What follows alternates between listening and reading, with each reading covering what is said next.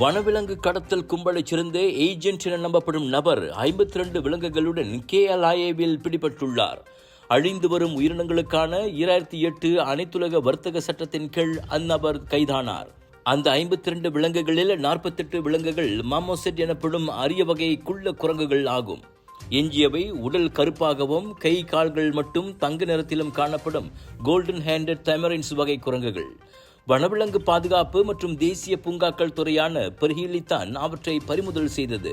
KLIA சுயேட்சை வாணிப மண்டலத்தின் விமான சரக்கு கிடங்கில் மேற்கொள்ளப்பட்ட சோதனையில் அவ்விலங்குகள் சிக்கின.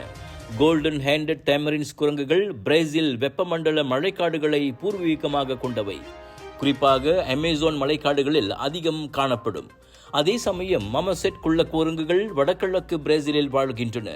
காடழிப்பு மற்றும் சட்டவிரோத விலங்கு வர்த்தகம் காரணமாக இவ்விரண்டு குரங்கினங்களும் வாழ்விடத்தை இழந்து அழிந்து வருகின்றன.